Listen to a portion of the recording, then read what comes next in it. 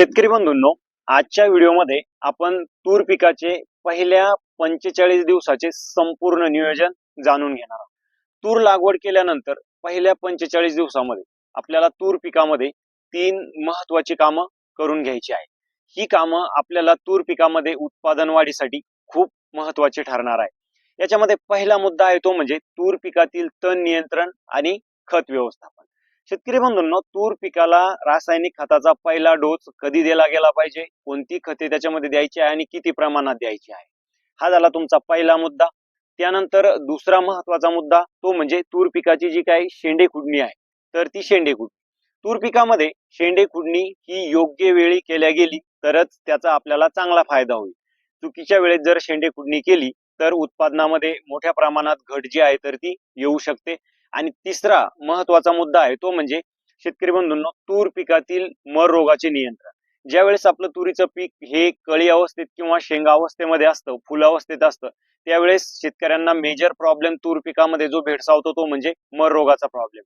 आणि हा प्रॉब्लेम तूर पिकामध्ये भविष्यात येऊ नये त्यासाठी त्या मर रोगाचं आत्ताच आपल्याला तूर पिकामध्ये तिथं नियंत्रण करणं गरजेचं आहे. आणि त्यासाठी प्रिकॉशन म्हणून पहिल्या 45 दिवसामध्ये आपल्याला एक महत्वाची ड्रिंचिंग तूर पिकामध्ये तिथं करून घेणं गरजेची आहे.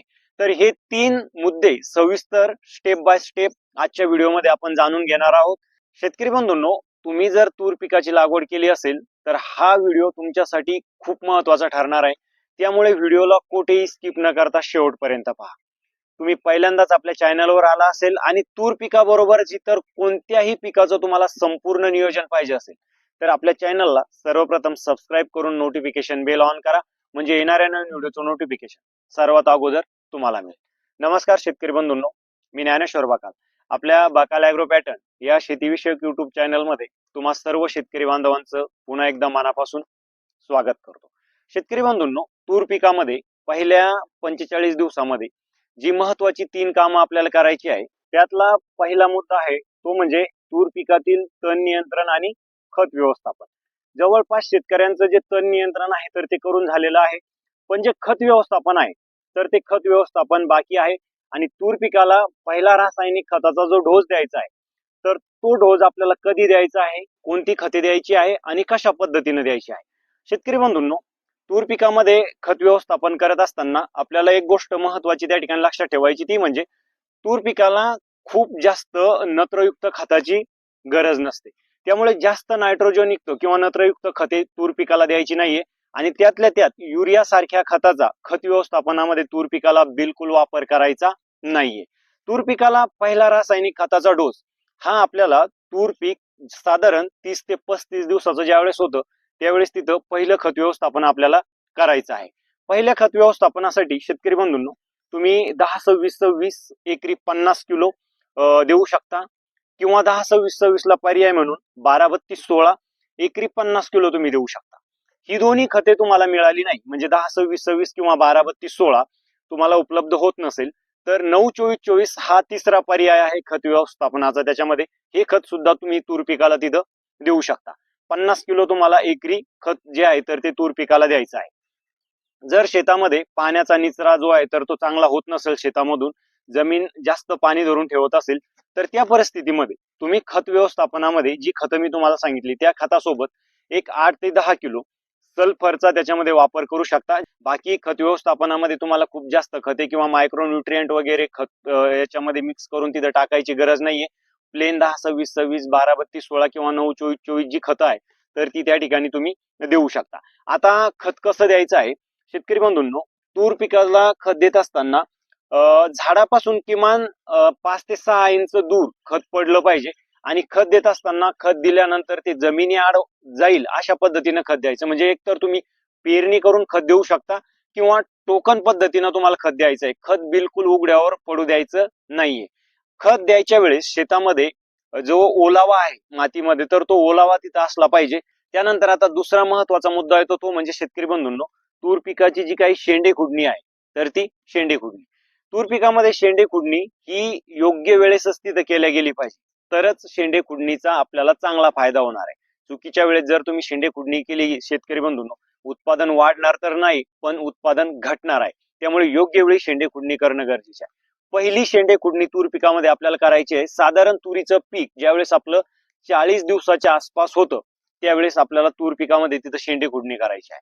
शेंडे खुडणी करण्यासाठी तूर पिकाची जास्तीत जास्त हाईट किती असायला पाहिजे, म्हणजे जी वाढ आहे तर ही वाढ साधारण 1.5 ते 2 फुटापर्यंत तिथं असली पाहिजे. त्यावेळेस आपल्याला शेंडे खुडणी करायची. शेंडे खुडणी करताना जर क्षेत्र कमी असेल तर तुम्ही हाताने अशी शेंडे खुडणी करू शकता. क्षेत्र जास्त असेल, जास्त क्षेत्रावर तूर पिकाची लागवड केली असेल तर तुम्ही जे काही कटर आहे तर कटरच्या साहाय्याने शेंडे खुडणी तूर पिकामध्ये करू शकता. म्हणजे आपले जे फवारणीचे पंप आहे त्याच्यावर चालणारे कटर मार्केटमध्ये मिळतात, त्यानं तुम्ही शेंडे खुडणी जी आहे तर ती करून घ्यायची. शेंडे खुडणी करून झाल्यानंतर शेतकरी बंधूंनो, त्याच्यावरती बुरशीचा प्रादुर्भाव होऊ नये त्यासाठी एक साध्या बुरशीनाशकाची आपल्याला फवारणी करायची आहे. त्याच्यामध्ये मॅनकोजेब प्लस कार्बेंडायझिन संयुक्त घटक असलेलं साप पावडर एका 20 लिटरच्या पंपाला 30 ते 35 ग्रॅम घेऊन तुम्हाला साधी फवारणी त्याच्यावरती करायची आहे. आणि तिसरा जो महत्वाचा मुद्दा तूर पिकामध्ये येतो तो म्हणजे शेतकरी बंधूंनो, ज्यावेळेस आपलं तुरीचं पीक हे कळी अवस्थेत फुल अवस्थेमध्ये असतं त्यावेळेस तूर पिकामध्ये मर रोगाची समस्या जास्त येते. म्हणजे जे तूर पिकामध्ये झाडं उभारण्याचे प्रमाण आहे तर ते आपल्याला पाहावयास मिळते. तर ते भविष्यामध्ये येऊ नये त्यासाठी त्याच्या नियंत्रणासाठी आत्ताच आपल्याला तूर पिकामध्ये जी एक महत्वाची ड्रिंचिंग आहे तर ती करून घ्यायची आहे. आता ड्रिंचिंग करत असताना तुम्ही एक तर जैविक बुरशीचा वापर करू शकता आणि दुसरा रासायनिक बुरशीनाशकाचा तुम्ही वापर करू शकता. आता जैविक आणि रासायनिकचा वापर आपल्याला कशा पद्धतीने करायचा आहे, मर रोगाची समस्या पहिल्या 1 ते 1.5 महिन्यामध्ये तुम्हाला दिसत नसेल कुठेही तर त्यावेळेस तुम्ही जैविक बुरशीनाशक जे आहे तर त्याची तिथं आळवणी ड्रिंचिंग जी आहे तर तूर पिकामध्ये करायची आहे. याच्यामध्ये ट्रायकोडर्मा आणि सुडोमोनोस फ्लोरोसन्स प्रत्येकी 1 लिटर 200 लिटर पाण्याचं द्रावण करून जे तुरीचे खोड आहे तर त्या खोडापाशी साधारण 1 ग्लास पाणी आपल्याला तिथं टाकायचं आहे. आता हे जे ट्रायकोडर्मा आणि सुडोमोनोस फ्लोरोसन्स आपण घेणार आहे हे हानिकारक बुरशीवर जगणाऱ्या बुरशी आहे. याचा परिणाम हळूहळू आपल्याला पाहायला मिळतो, पण दीर्घकाळ ज्याचा जो काय परिणाम आहे तर तो आपल्याला पाहायला मिळतो. त्याच्यामुळे जैविक बुरशीनाशकाचा तुम्ही अशा वेळेस वापर करू शकता. पण जर पहिल्या 1 ते 1.5 महिन्यामध्येच तुमच्या तूर पिकामध्ये तूर उबलण्याची समस्या तुम्हाला दिसत असेल, झाडं वाळण्याचं प्रमाण तुम्हाला जास्त वाटत असेल तर अशा वेळेस तुम्ही मेटॅलॅक्झिल प्लस मॅनकोजेब संयुक्त घटक असलेलं जे रिडोमिल गोल्ड आहे तर या रिडोमिल गोल्डचा ड्रिंचिंग साठी किंवा आळवणीसाठी तिथं वापर करायचा आहे. 200 लिटर पाण्यासाठी 500 ग्राम तुम्हाला रिडोमिल गोल्ड घ्यायचा आहे आणि झाडाच्या खोडापाशी 1 ग्लास पाणी पडेल अशा पद्धतीनं तुम्हाला जी तर ड्रिंचिंग तूर पिकामध्ये तिथं करून घ्यायची आहे. किंवा याच्यामध्ये तुम्ही रोको म्हणजे थिओफेनेट मिथाइल 70% हा घटक असलेलं जे बुरशीनाशक आहे त्याचा सुद्धा वापर तिथं करू शकता. अशा पद्धतीनं तूर पिकामध्ये पहिल्या 45 दिवसामध्ये तुम्हाला ही 3 महत्वाची कामं करून घेणं तिथं गरजेचं आहे. आणि हे नियोजन तुम्हाला भविष्यामध्ये तूर पिकातून जे काही उत्पादन आहे तर ते उत्पादन वाढीसाठी तिथं महत्वाचं ठरणार आहे. बाकी हा व्हिडिओ तुम्हाला कसा वाटला कमेंट करून नक्की सांगा. व्हिडिओला लाईक करा आणि जास्तीत जास्त शेतकरी बांधवांना हा व्हिडिओ शेअर करा.